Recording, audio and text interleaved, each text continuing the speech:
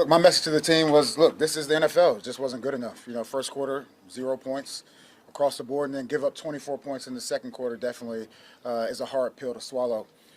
And then, look, we saw some fight at the end, which is encouraging. But at the same time, this game, you got every single play counts. I thought we gave up too many big plays defensively, did a better job in the run game, gave up too many big plays, tackling, scheme, whatever you want to call it, just overall execution defensively just wasn't good enough. On offense, they did some good things, but anytime you lose a turnover battle, it's always going to be a tough game. And then special teams, we just got to continue to improve on that.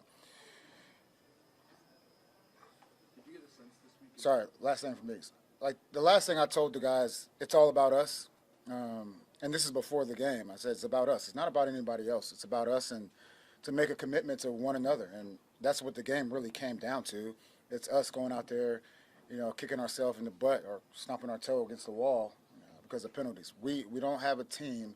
I don't think any team wants to go backwards in any cause, but we did that today. So. Did you get a sense this week in practice that something was off, or did you not have a good week? No, I didn't. Not at all. Not at all. I thought the guys were locked in. We just didn't walk away with a win. So what do you blame on the coverage breakdowns? We're not used to seeing that from this team historically. So what's the cause of that? Historically, or even this season, just a lack of communication. A lack of communication. The 6 pre-snap penalties in the first half. Yeah. 5 on offense, 1 on defense. How much of that is a reflection just on the coaching? Yeah. Look, it starts with me. And we've had these hiccups of games where the penalties really affected us, and it did today. Do you think that first drive, the first sustained drive in the first quarter, the 2 penalties brought it back, and then you kind of went conservative in the middle and then went for the field goal? Did you feel like things stalled out there? How much did you in the first quarter?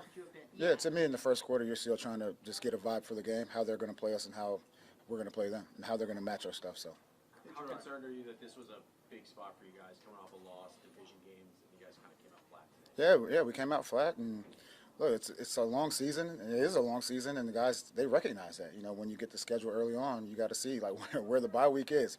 And saying that, look, no excuses from me, and hopefully no excuses from the players. We just have to be better. Defensively, where do you go from here? For me, nowhere but up. And, a lot of that stuff going back to the big plays, like it starts there. Like the defensive line and the run game, I don't think that was a problem this game. It was just the big plays. Hey, Jerod, how do you coach a guy, and you've been there, done that before as a player, how do you coach a guy who keeps making the same mistakes over and over and over again? How do you get to that guy? That's why we're coaches. We got to find a solution. Whether that's you got to figure out what lever to pull to get a guy going. And sometimes, look, it could look good during the week, and then you get into the game, and it's a surprise. Jerod, they went up tempo just like they did in the first matchup. Was that, do you believe, them trying to stress your communication when you said led to the breakdowns? I wouldn't say so much. Tempo is always difficult. Those guys come out with one-word plays, and we just have to. I felt like we were on the same page out in the field, if that's what you're talking about. Both tackles were struggling a bit today, but specifically you decided to pull Demontre Jacobs in the 4th and put him City. So just what went into that decision there? Yeah, he was having a tough game. Whether it's penalties or blocking the edge, he was having a tough game, and we got to protect the quarterback. As an offensive lineman, that's what we do. We protect quarterbacks, and we got to open up holes for the backs. Was there a reason you chose to take out Demontre and possibly not Darian? Like, was there a reason for one over the other? No, not at all. How much of it all did the help of Christian Gonzalez go into how things happened there? We saw the injury report. He was dealing with something. He worked out before the game, and we thought he was ready to go. Jerod, on Monday you said we have enough talent in that room to win football games. How do you rectify that with falling behind 30-0? Yeah, it starts with me. I think it starts with me and, getting these guys ready to go. There were some assignment breakdowns, it seemed like, in the red zone. Absolutely. Just what did you see on those plays that day?